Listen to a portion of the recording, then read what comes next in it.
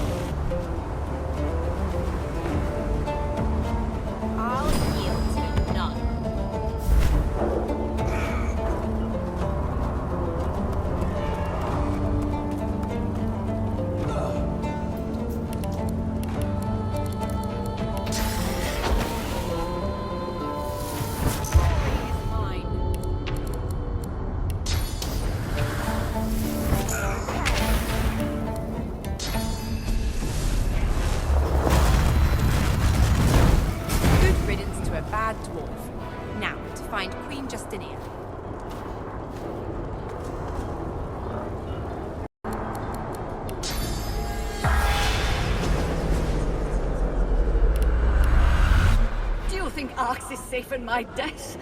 I faced the grave before, you know. Yet through the God King, I have eternal life. The Master's purpose is his own to speak, not mine.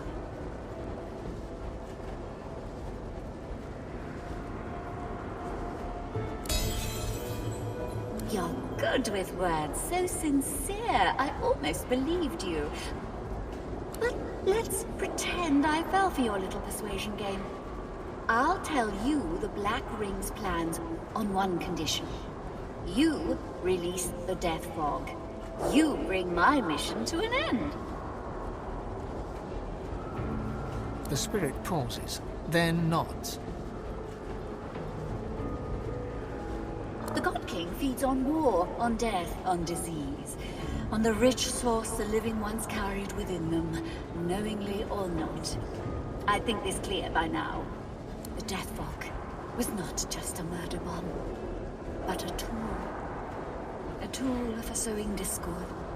A tool for pitting the Order against the Dwarven Kingdom. A tool for ridding us of those who would see us fail. Every race, every creed, and every claimant to the title of Divine. Isbale's voice rises, and her fists tighten. You presume she'd have gone red with fury, were she not wholly translucent. I lived for that day, Godwoken. The flesh of every Magister melted like butter in the sun. The Paladins' eyes bugged out in horror as they watched their spouses and children choke on the death fog, clogging their lungs.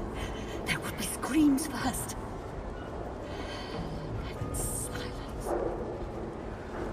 The spirit's eyes and mouth narrow.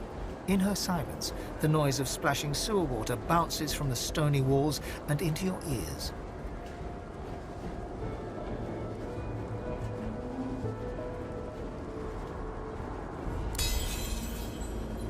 You have lit Isbale's fire. She is a bomb, a banshee, an erupting volcano. You couldn't know! You weren't there! When the portal opened and the death fog poured in, you weren't there! To see their skin burst, to see the blood bubbles foam from their mouths. Have you ever felt your own saliva sizzle? Have you ever felt your own brain pressing against the inside of your skull? I have felt it. That agony was the doing of the Divine. For his order to suffer the same fate is not punishment enough. In death, I was given a chance. I made a decision. One that I have never regretted. It is time then. Time to face him. I am ready for his gift and his sanction.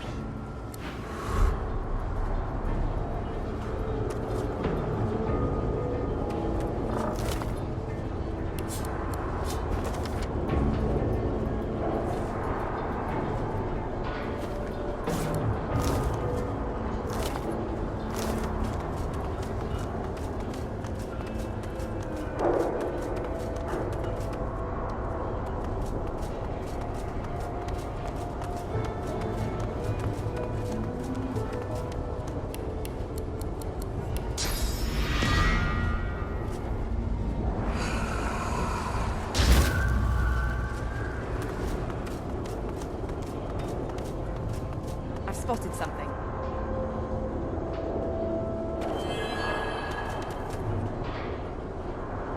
Twisted and torn in her heart and her mind, the spirit emits an unbearable desire for it all to be over, for good and forever. Twisted and torn in her, but as oblivion beckons, she changes her mind. She reaches out and desperately clings on to existence. And then she is gone.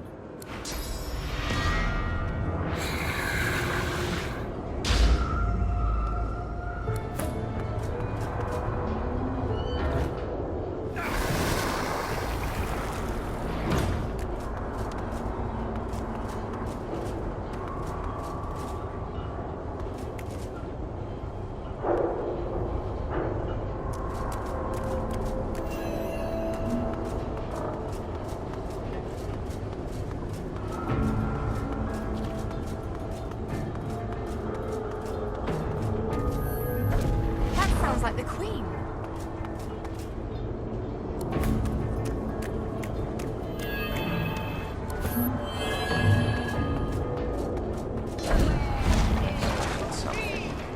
Isbiel, the traitor! Where is she? I will split her black skull in two!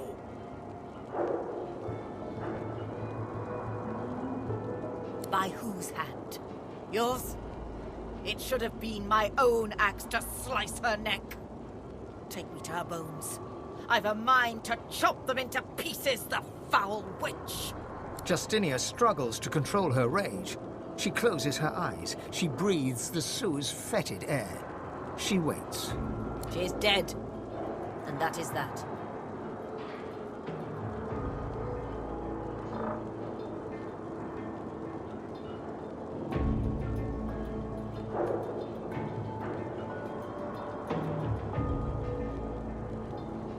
She was a scientist of sorts, or so the town criers chanted. She knew of the ways of nature and beyond, and I invited her to court to show me. She healed the sick and soothed the wounded. I saw it with my own eyes. I brought her close. Her words were wise, and her aims, well, they seemed so pure. It was after Alexander assembled the quorum that Isbiel turned my mind to thoughts of war. Our scouts and spies aided dwarven sorcerers where and when they could, but Isbiel insisted the monks and shriekers would touch dwarven land. When we came to Arx to prepare, she rarely left my side except to tend to her laboratory. I'd no idea what atrocities she'd been committing there. Justinia pounds a fist against her palm. One smack, then a second, then a third. You may not believe me, but what I did, I thought I did for the sake of my people. The sinking of the Peacemaker, the Driftwood smuggling operation, the Death Fog, Black Peak Isle. Power always comes at a great cost. Sometimes you have to take some lives to save others. And I shall always put dwarven lives first. You must understand this. It was only a matter of time, she said. And I never doubted it.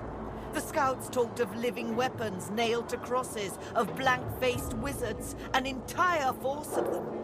If we didn't come for the Order, the Magisters and Paladins, they would come for us. They had my ear all the while, the Black Ring. I'm sorry. Truly sorry. To think of it. Bless his heart. Please do tell him to rest his mind. Mikael is no man of courage, but he's as loyal as a fresh-fed pup.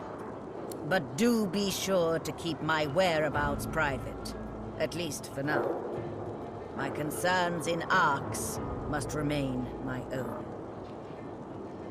The void is empty, intangible. We don't know it's there until its creatures are upon us. Kem? Linda Kem? All the better that he's avoiding Paulina like the porcine plague, then. The Kem estate is the only safe haven remaining for me in this burning city. This Black Ring rot has infected the very soil we tread and the air we breathe. I must not let it reach the kingdom. So unless you've no more grievances to air. The Queen is now free of the Black Ring's thrall. Leave her be. She's not a threat.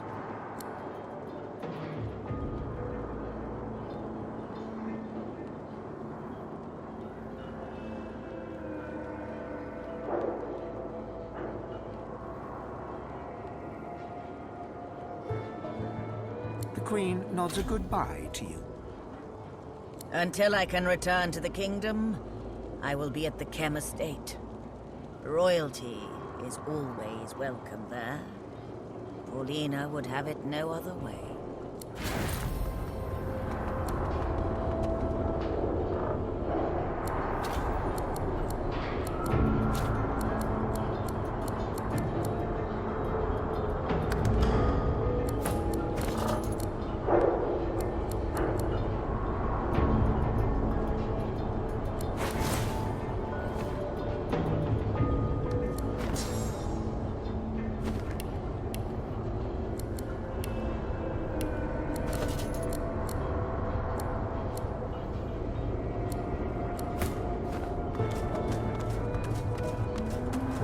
Seems the Queen can handle herself.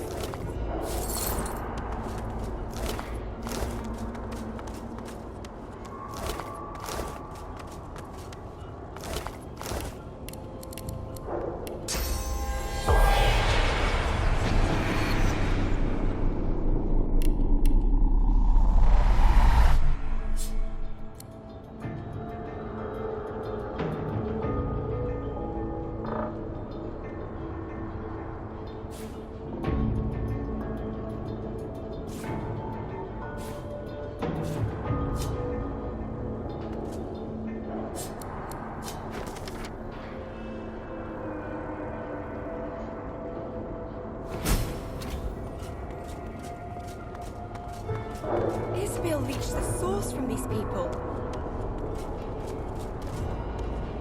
Take me away from here, please. She can't keep us here. A humble builder, when your source powers surfaced, you knew you were in for the joy. But you ended up here, stolen from your cell. They took you apart in search of your source. You died, screaming.